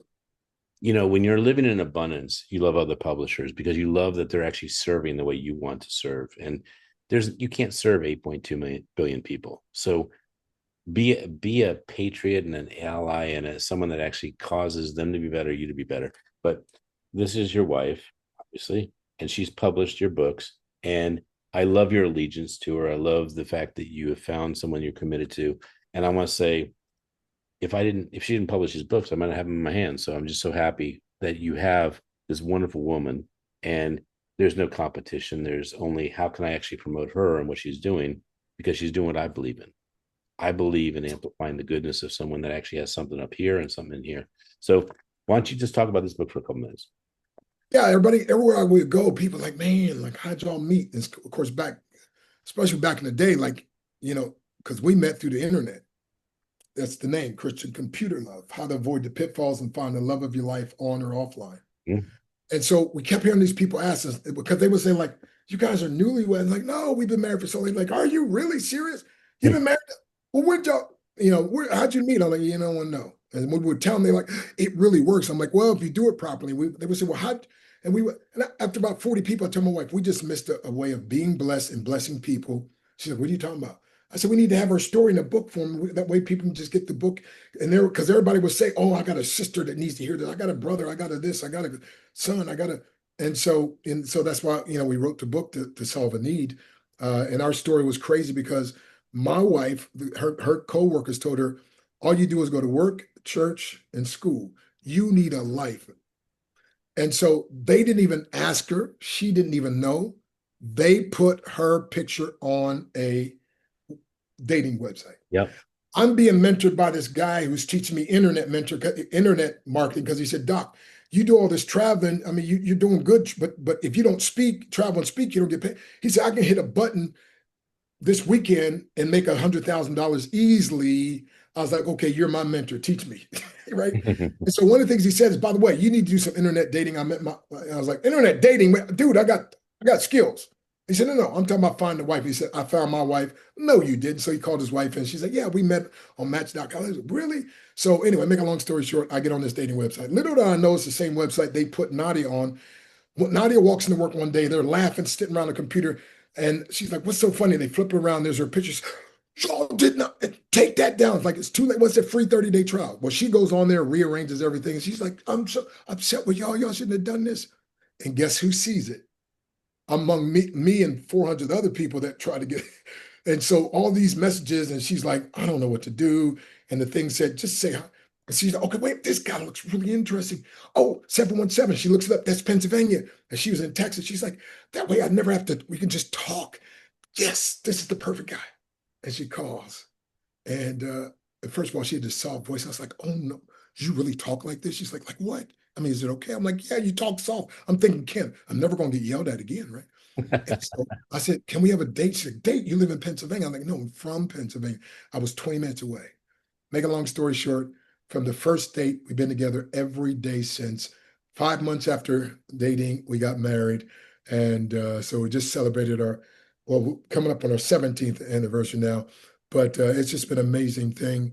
We have a contest to see who can love each other the most, right? And I told her, I said, "If you ever try to leave me, I'm leaving with you." She said, "Yeah, but big boy, if you ever try to leave me, I'm leaving with you." I said, "Let's make a deal." She said, "What's that?" I said, "If we leave, let's leave together. I mean, if it's that bad, let's both get up out of here." But one of the secrets, though, is every once in a while I'll say to her, "I just need to talk to my friend. Can I talk to my friend?" Or she'll say to me, "Can I talk to my friend?" And so it's just been an amazing, amazing ride. I call her my ABCD, my adorable brown caramel delight. And I tell people she's eye candy, brain food, and spiritual refreshment. But what impressed me more, she's 10 times more beautiful on the inside. And it took me about 3 years to figure it out, but it was her essence, Mhm. the essence of who she was. And by the way, she didn't mean to, but she broke me down. The day we got married, she said, "You're my king." I was like, "Oh, no, no, you can't talk like." She said, "No, my king." Matter of fact, the other day her phone rang, and I was me playing a joke, because you know how teenagers would be right there and texting you, right? So and it says, "My king, Dr. Stan." I'm like, and so she kept calling me her king. I was like, I don't really, I mean, and then one day I started calling her my queen, and then it dawned on me. She's like, "If he don't know who he is, I know who I am." And one day, but I say to women, in every man, there's both a fool and a king. Learn to call out what you want in that man, and it'll make a difference. And You so know, again, so we're just so excited. I would love the books. By the way, we primarily sell things on our website, drbreakthrough.com, because I like to give people an autograph. Charlie was amazing at that. So yeah, so if they go to Dr. Breakthrough, now you can order on Amazon, but you don't get the same thing. And I always send extra bonuses. But on drbreakthrough.com, we can really hook you up. And I'd love to speak for your church, your group, your organization. Ken, I was blessed to build one organization of 1.5 million people in a home-based business. And I was a number one income earner and number one recruiter in 3 companies simultaneously when everybody else said you couldn't do it. But because I don't think like everybody else, and I'm just thinking no one company solves everybody's problems. I'm just, like you said, I'm just a problem solver and a solution provider. So I speak for a lot of companies, helping them with that and with leadership. But especially I'm excited about this new helping people to get their black belt in mental martial arts. So excuse the expression, so they don't have to be a mind punk, right? But they can fight back and beat. And last question I want to ask you. If you were a landlord or landlady, folks, and you had tenants that were not only not paying their rent, that's bad enough, but they were actually stealing from you. Question: how long would it take for you to evict them? Like you would do it as soon as you possibly could, right? And that's what's happening that was happening in my mind. And I had to learn to exchange the ants, ANTS, automatic negative thoughts, for APTS, apps, automatic positive thoughts. And it was the hardest thing to reprogram myself, but you had to keep it doing over and over. And sometimes I still had to catch myself, but I am telling you, that is the transformation. So again, the breakthrough occurs when you beat the bullies on the brain. Allow me to be your mental sensei and to empower you to do that. And I know my book, Kingdompreneur, it will help you to break through some amazing things and experience joy in the business world where you love what you do and do what you love, and you do it from approval, not for approval. So two threads went through this show, and I think there's probably a third. A third is obviously God, but or that's the first. But the second would be sales. I just want to say, if I was to tell you what it is to sell a person, it's actually what it is to be in a relationship, period. Because Mm. your marriage is actually service, it's Yeah. support, it's absolute leadership. It's all the things that we say you would do for a customer, but it's doing it obviously unconditionally. And um Well, I without giving too many infomercials, if they go to the internet, the internetmentor.com, I've got a free course up there. Now I got paid stuff, but a free course on the art of selling without selling, or how to sell without being a sellout. And one of the things I teach, Ken, is selling is not everything, but everything is enhanced by selling. And I sold my wife on me being the only dude she's gonna be with for the rest, and she sold me. You're exactly right. And if you're gonna be a good parent, you got to sell your kids on being decent in this crazy world. You know, preachers are selling. We're selling people on going to a place they've never seen, never. You know what I mean? It's like you said. It's all when you understand it. And the greatest sell though is I had to stop selling myself that on the fact that I couldn't sell, and I had to learn to sell myself on the ideal I can and will succeed. Because if you think you are beaten, you are. And if you think you dare not, you won't. If you like to win but think you can, it's almost a cinch you won't. If you think you will lose, you've already lost. For this powerful truth we find, success begins with a person's will. It's all a state of mind. Life's battles don't always go to the stronger woman or man, but sooner or later, those who win are those who first think and then know that they can. That's why you need to connect with Ken and I, Dr. Smiley. We're going to help you. We're going to empower you. We're going to be on your side. God we're bless you. doing an event next year, which I have never done, not only with you, but with my team and all these amazing people. We're taking the off-on virtual to a live experience where you can actually shake and hug and celebrate each other. But And cry on each other's shoulder. yeah, Ken, can I do I got a 50-second illustration. go for it. This sums up. Everybody said, what do you do? Like you say, talk about so many different things. And I know I got this kind of, this will show you better. There you It's go. better. You can tell like a little pictures. Let's see. And so this will illustrate it. So let me take off my background here so they can see it clearly. What did that song say? I can see clearly now, right? Yep. Bam.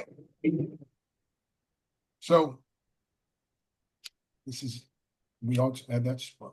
You know, sometimes, man, we just so much temptation, so much trial, so much we and that, but sometimes people get hurt so much. It's like they're just drowned. Like it's like that's it, man. I'm just like, and so what they're doing is they say, you know what? Okay, I'll try again. But here's what happened. Their wicked way. No matter how hard, how many times they try, nothing. And so what happens, and people like you, people like me, and what we do, we just come along and say, look, I know you're struggling. I know you're stuck. I know you're, so watch this. Let me just come by and light you. And we've lit somebody's fire today. But you know what I noticed? But because the wick is wet, I'm like, hey, what happened again? Oh, don't worry, don't worry, don't worry. Here it is. See, that's why you need the book. Because sometimes you got to keep referring back into, but I know something about this thing. Give it about a day or two, the wick will dry out. It'll do it all by itself. But in the meantime, in between time, and then when we come together, we burn higher and brighter. So I ignite and reignite a passion in people for life, for love, for the Lord, and for business. I'd love to serve you and your people, or you as an individual. God bless you. We're going to do a lot of things, but you got 5 questions to answer for the exit. And those 5 questions are what we didn't have time for. It's rapid fire. I ask you a question, you give me the answer as quick as I give you the question. Ready for it? No stories. No stories. No stories, just glories of how they can be more like you. Got it? So this is just simple programming. What book changed your life? Bible. Next one. B-I-B-L-E. What book changed your life that's business? In business? Okay. In business, Augmentino, the greatest salesman in the world. Okay. Because you're a reader, I'll give you one more bonus. Do you have any other book you'd like to give that's changed your life? Well, my good buddy Myron Golden wrote a book called From the Trash Man to Cash Man. And he's got such a brilliant mind with business, right? So we can put all those tags down there. And because I knew you were going to do the Bible, we were going to number 2 and 3 right out of the gate. Number 2, what movie inspires you? what movie? Man, a bunch of but Bruce Lee, of You can give me course. up to three. Up to three. Go for Bruce Lee, Enter the Dragon, right? Bruce Lee, Chinese Connection. Um, and it. And Bruce Lee. yeah, no. I'm trying to think. What was it? Oh man, the Fantastic Four. Really? Fantastic, Okay. yeah. Okay, good. By the way, my original mentors were Bruce Lee, Muhammad Ali, and my mommy. Okay, And what song gets you going? what song? So I'm not really a big music person, but the latest one is Champion. It's by a guy named O Fresh. The other ones have curse words in them, but no, the champion. The champ is here. That's what it's called. The champ is here. Din, din, din, din. The champ is here. Din. Who's your hero? He walked into the enemy's camp. But anyway, go ahead. Who's your hero? My mom. Who's someone you want to meet you haven't met? Somebody I haven't met. Let's see. Um, Warren Buffett. And thank you for connecting me at a higher level with Dr. Willie Jolly. I want to thank you for that. By the way, we were speaking at Howard University real quick, and he's the one that said you should be called Dr. Break. I know Dr. Stanley said, but no, you're like a person goes to a doctor and he writes a prescription. You're the guy with a prescription. You should be called Dr. Break. I'm like, I'm not sure that's true, but I promise I'll live the rest of my life to make sure it is. That's so awesome. Thank you, Dr. Jolly. What's a well, he wasn't even Dr. Jolly back then, but now he is. Yeah, and he is the ultimate Willie Jolly. And now he's an ordained minister now also, So yes, he is. Yeah, and they have such a magical life together. Last question. What's a quote you live by? What's a quote? You live by. If you're committed to the process, if you're committed to go through the process of being bad, feeling bad, or even doing bad long enough to get good, you can get good at anything. So you got to be committed to going through the process of being bad, feeling bad, even doing bad. Now not doing bad things, but again, you feel like I'm bad. Like when I started speaking, I was bad, but I was so committed that one day I got good. In martial arts, I was bad, but I was committed. So that one, and then of course, like I said, this one, I got to give you this. I used to be addicted to bashing and belittling myself, but my breakthrough came when I exchanged that to start believing in and bettering myself. Man, I get fired up every time. You should get fired up in that one. Jeez. And but that was my whole life, man. I never believed in me, but other people saw something in me that I couldn't see, which Johari's window shows that. But again, I never tried it because I knew it wouldn't work. And I tried it because I didn't want to let them down. And I got shocked so many times. And then one day I was like, well, why don't I just start believing myself? And so that's why I love what I do. I get to be like that belief, like training wheels for people, and to believe in them when they don't believe in themselves until their own kicks in. Well, Dr. Stan Breakthrough Harris, thank you. And by the way, I mean, Harrisburg, is there a coincidence? I mean, hello, Harrisburg. So I am so happy to have you as a friend, and I will say family. I'll just say family. You have been someone that stands for me, and I stand for you. And so I look forward to what we're going to create in the future. This is about amplifying the goodness of people that I believe in, that they're turning the world into a better place. So thank you for being one of those people. And I look forward to all the things we're going to do together. Okay. Now, I'm breaking the rules because it's our meeting. In this book, less than 30 seconds, I talk about competition is the way of the jungle, dog eat dog. That's cruelty. And that's why people don't want to share their knowledge. They're operating off competition. A higher level is cooperation. That's the way of civilization. But that still fosters, again, what I call compromise, because I can't let my light fully shine because it might make you dim. So I got to just go. But the highest level is what you do, and that's collaboration. That's the way of the kingdom. That's the easiest and fastest way of success. And that fosters completeness. So now I come to the table like 5 fingers, completely different, but can come together. And so we love to collaborate. One to chase 1,000, two will put 10,000 in flight. So what could a bunch of us do?